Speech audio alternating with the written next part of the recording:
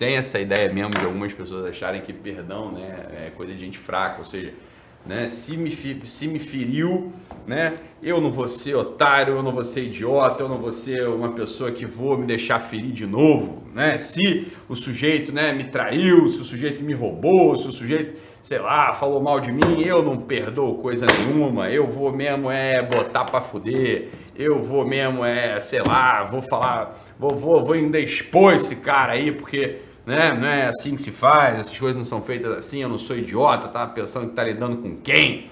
Então, tem uma dimensão do perdão que a gente tem que examinar, né? Essa é a dimensão do perdão que a gente tem que examinar, que é a dimensão mais profunda.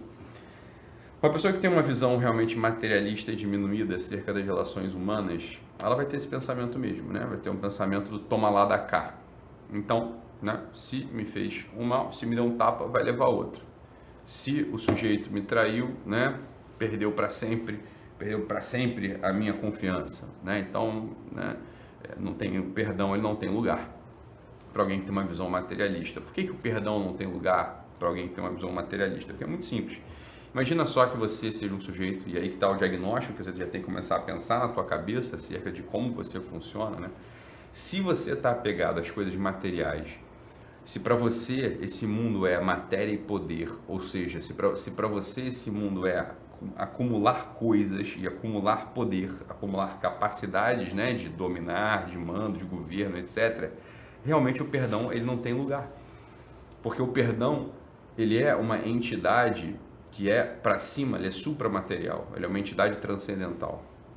O perdão, no final das contas, é um colocar-se, é o homem colocar-se num lugar específico do cosmos, que é no coração do próprio Deus. Quando o homem se coloca no coração do próprio Deus e entende e percebe que ele está no mundo gratuitamente, que o homem entrou no mundo por gratuidade do amor divino, ou seja, não era necessário a gente viver, não era necessário mesmo a gente ter vindo à existência, mas a gente veio à existência porque Deus quis que a gente viesse à existência. Quando a gente está nesse lugar cosmológico, que é o coração do próprio Deus, a gente começa a perceber uma dimensão totalmente diferente da vida. Primeiro, eu estou nesse lugar, né? Eu tenho um lugar de gratuidade no mundo, ou seja, eu estou no mundo porque Deus quis, eu não fiz nada para merecer. Ora, se eu estou no mundo sem ter feito nada para merecer, os outros também estão no mundo sem ter feito nada para merecer.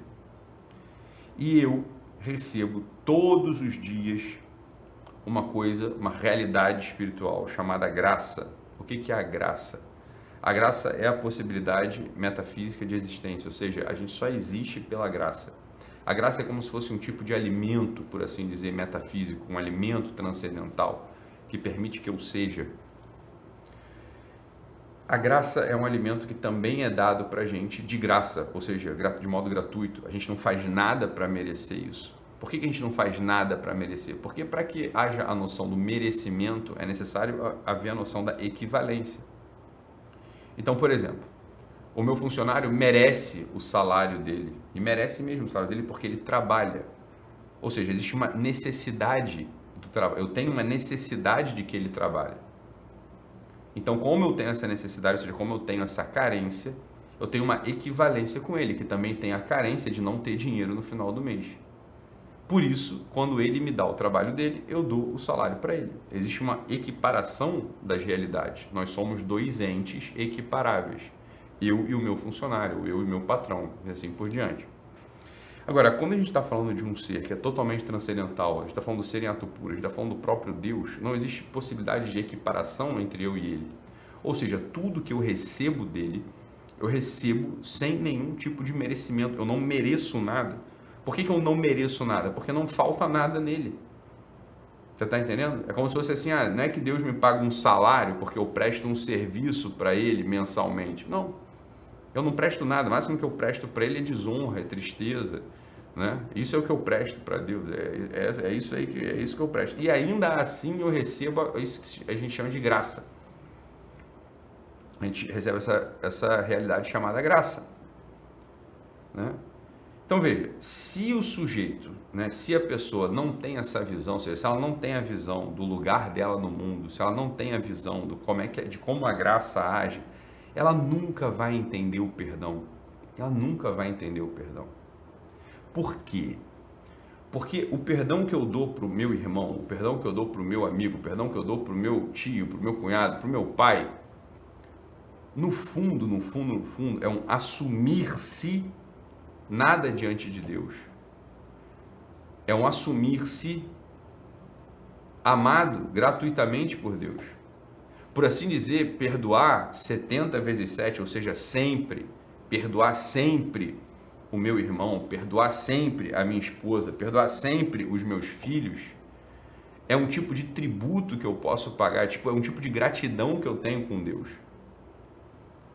Uma pessoa que vira e fala assim, não, perdoar é coisa de gente fraca, perdoar é coisa de gente que não tem caráter, perdoar é coisa de gente que é hipócrita, derrotado, essa pessoa, quando você ouve isso, você pode ter certeza, essa pessoa não tem relacionamento nenhum com Deus, essa pessoa não tem nenhum tipo de vida espiritual, essa pessoa não tem a mais mínima ideia de como age a graça nas almas concretas e nas pessoas específicas e particulares. Quando a gente medita um pouquinho que seja, se a gente meditou, foi um ato de meditação, a gente meditou um pouquinho sobre a nossa relação diante de Deus, sobre a nossa relação diante do Criador, sobre a nossa relação com a religião, com a fé, quando a gente medita um pouquinho e percebe a gratuidade do amor de Deus com a gente, o mais mínimo que a gente pode ter é esse desejo de perdão absoluto com todo mundo, ou seja, nem passa pela nossa cabeça guardar rancor, nem passa pela nossa cabeça ficar ali espizinhando, ou querer vingança, ou querer qualquer coisa do tipo.